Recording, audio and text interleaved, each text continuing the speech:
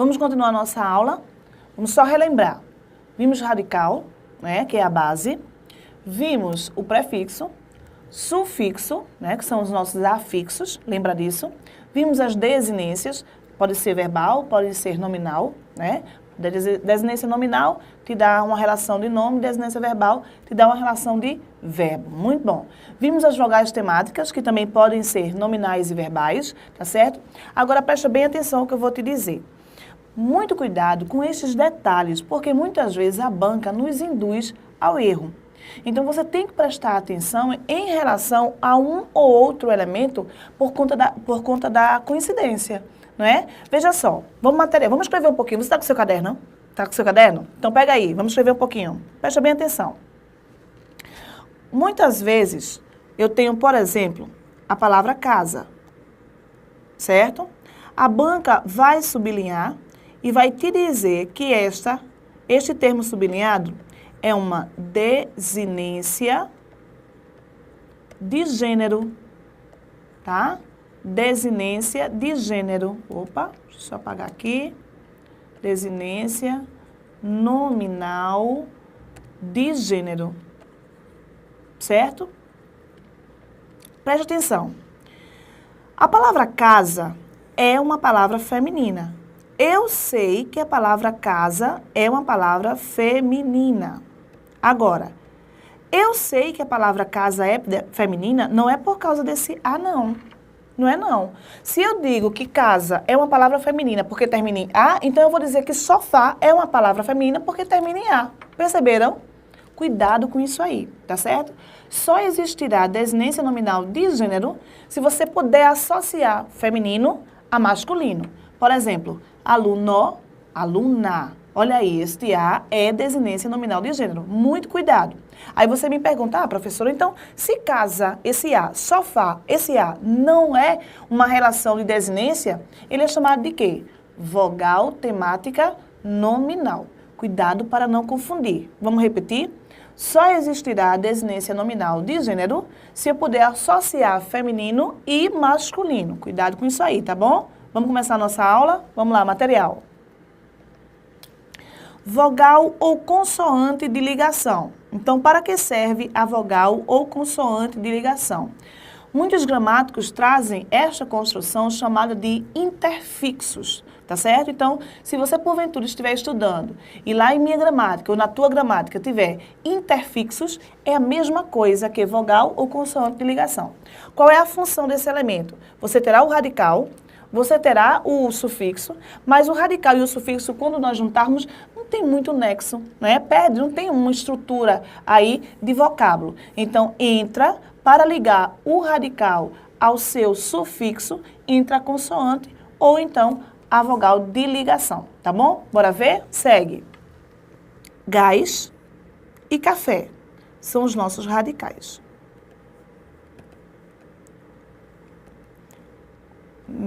Metro, inho, são os nossos sufixos. Então, o que é que vai acontecer? Não existe gás, metro, café, inho, não é assim? Então, eu preciso de uma unidade que ligue um termo ao outro, formando, então, gasômetro e cafezinho. Certo? Então, esses termos que ligam o nosso radical ao nosso sufixo são chamados, melhor dizendo, né, vogal ou consoante de ligação. Tudo bem? Então, olha só, aprendemos a estrutura da palavra. Temos o radical, temos o prefixo, o sufixo, temos as desinências, o tema, a vogal temática e agora a consoante ou vogal de ligação. Para que serve esse termo ou quando eu junto estes termos, o que é que eu vou trabalhar em cima disso? Formação de palavras. Fica mais fácil porque você já aprendeu a unidade, você já aprendeu o elemento mórfico, então a formação de palavras fica bem mais fácil, tá certo? Primeiro nós temos que relembrar alguns princípios bem práticos, bem básicos, vamos ver. Processos de formação de palavras, então eu tenho palavras primitivas, então vamos colocar dois exemplos aí, vamos colocar livro, vamos colocar flor, vamos colocar vida. Tenho palavras derivadas, então olha só, livraria, floricultura. E vamos colocar aqui vidão. Eita, vidão. Tenho palavras simples, não é? Vamos lá, vamos colocar café. Vamos colocar moleque. Vamos colocar caneta. E tenho palavras compostas. Vamos colocar isso aqui agora, ó. Café com leite. Vamos colocar pé de moleque. E por último, caneta, tinteiro. Tá certo? Aí você agora deve estar se questionando o seguinte: por que café com leite e pé de moleque estão grafados sem hífen? De acordo com a nossa nova regra ortográfica, aqueles vocábulos que são ligados, eles formam as palavras compostas, mas são ligados por uma preposição ou por uma conjunção, não podem mais ser grafados com hífen, tá? A não ser aqueles vocábulos que nos remetem à nossa flora e à nossa fauna, tá bom? Cuidado com isso aí. Continuando, vamos lá. Primeiro processo de formação de palavras, derivação. Então, olha só. Eu tenho a palavra, mais uma vez, mais feliz. Percebam, eu tenho a base e a esta base, que é o meu radical, eu acrescentei um prefixo. Então, esta derivação será chamada de derivação prefixal. Vejam como é fácil. Ou, simplesmente, prefixação. Tá certo? Então, o primeiro processo é chamado de derivação. E eu tenho um vocábulo na minha língua e eu vou derivar deste vocábulo as palavras aí que terão como base o meu vocábulo primitivo. É por esse motivo que nós conhecemos o substantivo primitivo e o substantivo derivado, não é? O substantivo simples e o substantivo composto. São os processos de formação dos nossos vocábulos, tá bom?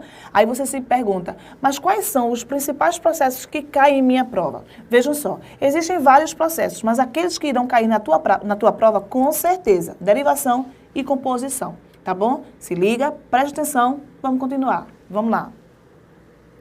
Então, eu tenho o processo de formação chamado de derivação. Primeiro processo, então, é aquele em que eu acrescento um prefixo. Este processo será chamado de prefixal ou prefixação. Ora, se eu acrescento um prefixo ao meu radical, eu também posso acrescentar um sufixo. Não é isso? Então, se quando eu acrescento o prefixo, eu tenho o prefixal, quando eu acrescento o sufixo, eu terei derivação sufixal ou simplesmente sufixação. Viram como é fácil? Sufixação. Então, eu já tenho dois processos. 1, 2. O terceiro processo é aquele que me diz assim: simultaneamente, eu posso acrescentar um prefixo e um sufixo. Vejam só, a palavra é feliz, eu vou acrescentar o in, que é o prefixo, e o mente. Tá? Então, se ao radical eu acrescento um prefixo e um sufixo, a minha derivação será chamada de derivação prefixal e sufixal. Perceberam como é fácil? Perceberam, né? Agora prestem bem atenção. Existem vocábulos em nossa língua que são formados pelo radical, porque tem que existir, que é a minha base, e a este radical eu vou unir um prefixo mais um sufixo, tá? Aí você diz, esse é fácil. É processo chamado de prefixação e sufixação. Presta bem atenção. Existem palavras em nossa língua que, se você tirar um dos afixos, ou seja, se você tirar o prefixo, se você tirar o sufixo, essa palavra deixa de existir em nossa língua. É por esse motivo que esse processo não pode ser chamado de prefixal, sufixal, tá? Atenção, vamos a um exemplo, você vai entender melhor. Chega, vamos lá. Eu tenho a palavra manhã, presta bem atenção, é o meu radical. Ao vocábulo manhã, eu quero acrescentar o prefixo a e o sufixo ec. Nesta construção, eu terei o amanhecer. Agora percebam. Deixa eu mudar a cor. Colocar azulzinho. Se eu retiro o in, que é o prefixo, a palavra felizmente existe em minha língua. Perceberam? Deixa eu mudar a cor. Laranja. Se eu tiro o mente, a palavra infeliz existe em minha língua. Perceberam? Agora, se eu tiro o a palavra amanhecer existe na língua? Não. O vocábulo deixou de existir. Não é? Se eu tiro o EC, a palavra amanhã, amanhã, existe em minha língua? Também não. Então, esse processo não pode ser chamado de prefixal e sufixal. Não pode. A derivação prefixal e sufixal está diretamente direcionada, não é, relacionada àquela construção em que eu posso tirar o prefixo e o sufixo. Eu posso fazer isso. Se eu tiro um dos afixos, a minha palavra continua a existir em nossa língua. Agora, se eu tiro um prefixo ou se eu tiro o sufixo e a palavra deixa de existir em nossa língua, este processo é chamado de parassíntese ou derivação parassintética, tá bom? Cuidado com isso aí. Vamos marcar? Vamos embora. Parassíntese ou derivação parassintética. Vou passar só um pouquinho aqui, tá? Cuidado com isso aí. Outro processo é chamado de derivação imprópria. Nunca ouviu falar? Não, né? Veja só, slide branco. Eu faço aqui no meu, você faz no seu caderninho. Se eu digo a você assim, presta bem atenção. O hotel virou catacumba. O hotel virou catacumba. Eu quero, então, dar os nomes dos jogadores. Lembra disso? Vamos ver. Nome de jogador. Vou marcar artigo, substantivo, verbo. E você vai me dizer que é um substantivo, tá? Agora, presta bem atenção. O que é um substantivo? Não é a palavra que atribui o nome? Serve para nomear um ser? Não é assim? A pergunta da professora é o seguinte: catacumba aqui está nomeando alguma coisa? Percebam, não está não é? Catacumba está simplesmente caracterizando o hotel. Ora, se caracteriza hotel, isso quer dizer que eu tenho um vocábulo que é um substantivo, mas que está exercendo a função de adjetivo. Então, em que consiste a derivação chamada de imprópria? Alteração da classe gramatical. Você vai observar a palavra dentro do contexto, porque se você observar a palavra de uma forma única, você pode perder a questão. Tá certo? Vamos ver outro exemplo para afixar direitinho, deixar bem fixadozinho. Vamos lá. Outro exemplo. Olha só. Bem e mal são advérbios. Mas se cair em minha prova assim, o bem vence o mal, eu continuo com advérbios? De jeito nenhum, não é? Os nossos advérbios, devido à presença de um determinante, foram transformados em substantivos. Eis, então, a derivação imprópria.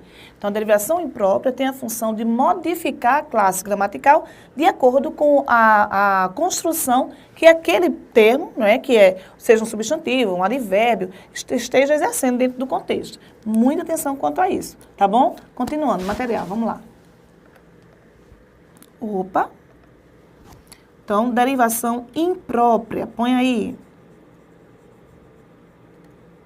Derivação imprópria.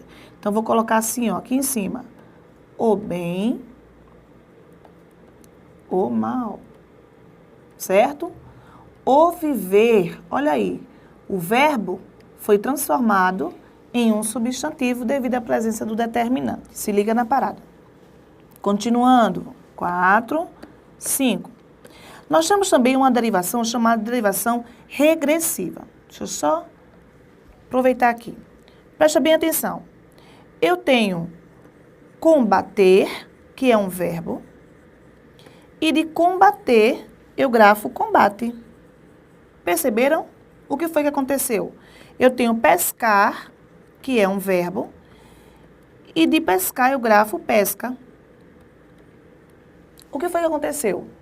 Eu tenho um verbo e deste verbo eu tirei um substantivo. De que forma? Perceberam que eu eliminei um morfema, né? Eu eliminei uma unidadezinha, eu tirei o Rzinho, não é? Então, se tu tens um verbo e este verbo é transformado em substantivo, há uma derivação regressiva. Por que isso? Você precisa retirar essa desinência de infinitivo, que é o R, tá? Agora, muito cuidado. Para ser uma derivação regressiva, presta bem atenção, você precisa ter o verbo e do verbo você retirar o substantivo. O contrário não é derivação regressiva, tá? Cuidado com isso aí. Vamos lá, vamos anotar. Material. Você tem lixa e de lixa você grafa lixar. Muita atenção. A banca pode te dizer que isso aqui é uma derivação regressiva. Não é não. Se você tem o contrário, ou seja, se você tem um substantivo e do substantivo você grafa um verbo, a tua derivação, olha o radical, olha quem apareceu, sufixo. Então, a tua derivação é sufixal. Para que a sua derivação seja regressiva, você tem que partir de um substantivo para, de um verbo, melhor dizendo, para um substantivo cuja ação será aí denominada, por conta do substantivo ser uma ação, será denominada, então, substantivo abstrato. Cuidado com isso, tá bom? Continuando, vamos lá. Agora eu tenho um processo chamado de composição. Olha só, se derivação me diz que eu tenho um vocábulo e desse vocábulo eu vou retirar outros vocábulos, eu terei aquela base, que é o meu radical, e eu irei utilizar a base, o radical, em outros vocábulos. Não esquece, derivação imprópria, derivação prefixal, sufixal, todas as palavras são chamadas de palavras cognatas. Quando eu trabalho a composição, eu não vou mais retirar, eu vou unir, compor, vou juntar, não é? Então, composição é o processo que diz que tu irás usar 2 ou 3 radicais, né? E estes radicais, quando unidos uns aos outros, formará o processo chamado de composição. Agora, presta bem atenção. A nossa composição nos remete a 2 classificações, tá? Quais são? Bora ver. Eu tenho, por exemplo, couve mais flor. Desta união surge couve-flor. Houve um processo de composição, mas não houve alteração em minha construção, não é? A ausência de alteração me diz que a minha composição é chamada de composição por justa posição. O que isso quer dizer? Você vai unir 2 vocábulos, unir 3 vocábulos, vai dar origem a um outro vocábulo da língua portuguesa, mas não haverá aí nenhuma perda de som, tá? Não haverá nenhuma alteração. Então, esta composição é chamada de composição por justa posição. A pergunta agora é a seguinte: e se eu unir alguns vocábulos e esses vocábulos perderem alguns elementos, o que vai acontecer? Deixa de ser composição? Não. Se você uniu, é composição. Só não pode ser chamado de justa posição, tá bom? Vamos ver o exemplo? Vamos lá. Eu tenho, por exemplo, em mais boa, mais hora. Então, olha, vamos embora, não é? Vamos em boa hora. Ao unirmos os 3 vocábulos, houve alteração. Perceberam? Eu eliminei este A, eliminei o H e formou-se embora. Com a mudança de acordo com a construção, este tipo de composição será chamado de aglutinação. Então, o que é que você vai lembrar? Se houver uma composição alteração no som, aglutinação. Não havendo alteração no som, justaposição. Isso é interessante porque algumas classes gramaticais, como por exemplo a preposição, também é trabalhada em relação à composição e à justaposição, tá certo? Então eu posso ter, por exemplo, em mais a, na. Então houve aí uma composição, né? Houve uma alteração no som, perceberam? Em mais a, na, então o processo aí é aglutinação. Mas eu também posso ter, por exemplo, algumas construções relacionadas à composição por justaposição. Então o que é que você vai lembrar? Justaposição, junto uma com outra. Houve alteração do som? Não. Perfeito. Justaposição não sofre alteração no som. A composição por aglutinação sofrerá alguma perda de som aí em relação à construção. Atenção quanto a isso, tá bom? Vamos lá, continuando. Outros processos de formação de palavras. Redução ou abreviação vocabular. Olha só, segundo o nosso gramático Celso Cunha, a nossa vida é dinâmica. Esse dinamismo faz com que nós trabalhemos essa relação da redução. E se você parar para pensar, realmente é. Não é? A questão da redução das palavras facilita, principalmente na internet, perceberam? Nós temos aí um KD com K e um D, né? Um também com T e um B, e por aí vai. Então, o dinamismo da nossa vida faz com que a gente comece a reduzir os vocábulos, até para tornar a comunicação um pouco mais fácil. Agora, lembre-se do seguinte, isso aí só serve para a fala, a escrita não dá, tá bom? Muito cuidado. Tá? Então, o que é o processo de redução material? Vamos ver. Eu tenho auto, né? Houve aí uma redução. Automóvel. Olha só. Eu tenho cinema. Cinematográfico. Ave Maria. Já pensou? Vamos ao cinematográfico. Vote. Zé, aí. José e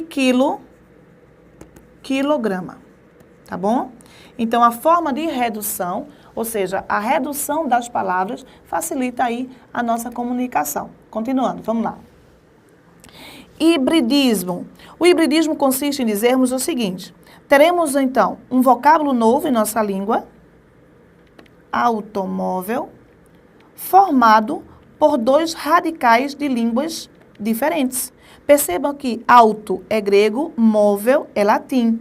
Então, quando eu junto o grego com o latim, essa construção é chamada de hibridismo. Olha outra, televisão. Nós temos um vocábulo construído com dois radicais de origens diferentes, o tele, grego, o visão aqui, latim. Então, nós temos aí o hibridismo, tá certo? Então, o hibridismo consiste em você unir dois radicais de origens diferentes. Professor, eu tenho que decorar isso de forma alguma. Com o tempo você vai se adaptando, vai trabalhando. Agora não esquece, qualquer coisa, dicionário, qualquer coisa, gramática, tá bom? Continuando, vamos lá. Siglonimização. É a nossa sigla, gente, olha só. NAM, Museu de Arte Moderna, MAM, olha aí. FGTS, Fundo de Garantia por Tempo e Serviço. CEP, Código de Endereçamento Postal. Onomatopeia, consiste em você trabalhar o som em forma de palavra, não é? Tiririm, tiririm, cocoricocó, tic-tac, são exemplos de onomatopeia. Continuando, vamos lá. Miau, tic-tac, bum. Então, o que é onomatopeia? É você transformar um som em palavra, tá? Você transforma o som em vocábulo, certo? Continuando, vamos lá. Neologismos. Olha só, gente, neo significa novo. E é isso que nós fazemos durante o nosso dia a dia. A nossa língua é uma língua viva, não é? Então, essa vivacidade da língua faz com que você comece a inventar alguns vocábulos, uma vez que você precisa também trabalhar, como o próprio Celso Cunha falou, o dinamismo, não é? Então, palavras como tuitar, deletar, palavras como beber, morar, são palavras daí não existem até então, ou não existiam em nossa língua, e passaram a existir devido a mim, devido a você, por causa de Homero, né? Que são palavras aí que nós começamos a inventá-las, tá certo? Então vamos lá. Beber-morar, olha só. Beber mais comemorar.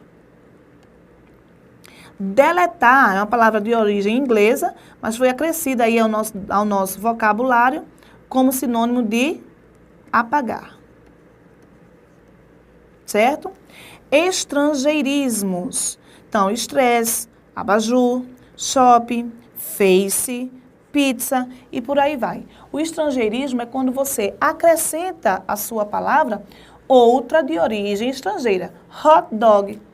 Olha aí, não é? São palavras que você tem o hábito de usar, né? O nosso próprio Instagram, né? É um estrangeirismo. Na verdade, você tem a expressão Instagram, mas a pronúncia não é Instagram, mas nós adaptamos a palavra ao nosso vocabulário e ao nosso contexto, tá certo? Espero que você estude, espero que você trabalhe esse materialzinho, você busque fazer exercício, só assim você vai conseguir fechar a sua prova. No mais, estou aqui para te ajudar, tá bom? Qualquer coisa, manda para mim. Até a próxima aula.